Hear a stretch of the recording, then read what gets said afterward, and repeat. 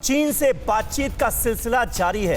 यह कहा गया है राजनाथ सिंह की तरफ से चीन के साथ हर मसले का हल होगा, किसी भी सूरत में देश का सिर झुकने नहीं देंगे। यह कहा है रक्षा मंत्री राजनाथ सिंह ने टीवी9 भारतवर्ष के साथ खास बातचीत में। क्योंकि देश की सीमा पर चाइना के साथ जो हमारा बातचीत है अब तक सफल नहीं हो पाया है और लगातार 17-18 राउंड की बातचीत हो चुकी है। आपको लगता है कि चाइना से बातचीत करते रहना चाहिए या कुछ और रास्ता होना चाहिए? नहीं, बातचीत का सिलसिला चल रहा है, कुछ मामले हल हुए हैं और विश्वास मेरा यही है कि बातचीत यदि होगी तो कुछ न कुछ मामले हल होंगे। लेकिन देश को मैं आश्वस्त करना चाहता हूँ कि देश का मस्तक हम लोग किसी भी सूरत में न झुकने दिया है और न हम देश का मस्तक किसी भी सूरत में हम झुकने देंगे। लेकिन राहुल जी ने जिस तरीके से संसद में बातें बोली हैं वो बहुत ही दुर्भाग्यपूर्ण है। आपने देखा होगा उन्होंने कह दिया कि भारत के सेना के जवान बड़ी संख्या में मारे गए और चाइना के तो बहुत ही कम 3-4 शहीद हुए। उनका तो यही कहना था। लेकिन उसी के एक दिन आगे पीछे ऑस्ट्रेलिया के एक खोजी पत्रकार ने ऑस्ट्रेलिया का ही अखबार ग्लैक्सान में लिखा कि हमने पूरी छानबीन करने के बाद, लोगों से बातचीत करने के बाद, तथ्य इकट्ठे करने के बाद इस नतीजे पर पहुंचे हैं कि भारत और चीन के बीच जो संघर्ष हुआ था उसमें चाइना के 38 से लेकर 50 लोग मारे गए। उन्होंने यह बात कही है।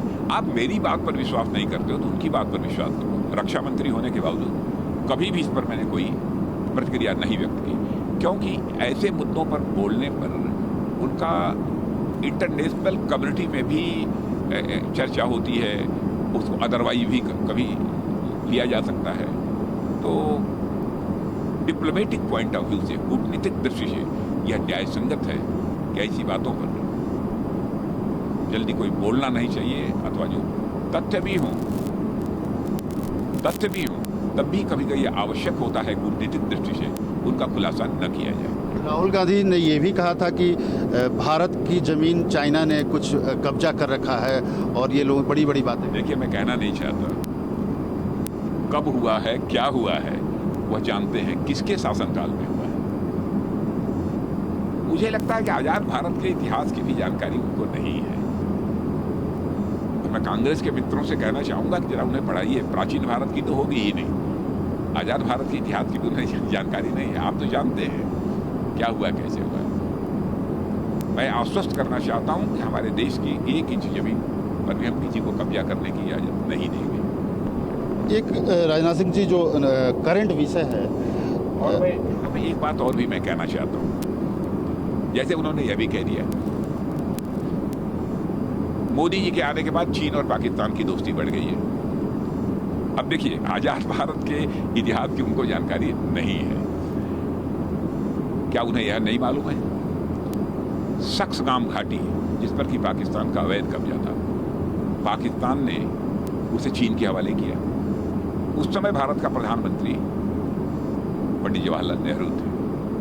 इतना ही नहीं, पाक ऑक्युपाइड कश्मीर, पीओके जिसे कहते हैं, उसमें काराकोरम जो हाईवे बना है पाक और चाइना की दोस्ती के परिणाम से, उस समय प्रधानमंत्री श्रीमती इंदिरा गांधी थी। चाइना पाकिस्तान इकोनॉमिक कॉरिडोर जब बनना प्रारंभ हुआ है तो उस समय देश के प्रधानमंत्री डॉक्टर मनमोहन सिंह जी थे, मोदी जी नहीं थे।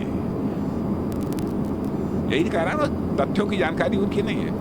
अब लगा दिया कि चीन और पाकिस्तान की दोस्ती मोदी जी के आने पर बढ़ी है।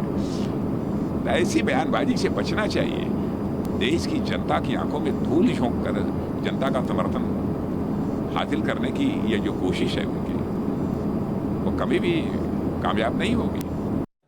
परवाह देश की, सोमवार से शुक्रवार रात 10 बजे टीवी9 भारतवर्ष पर।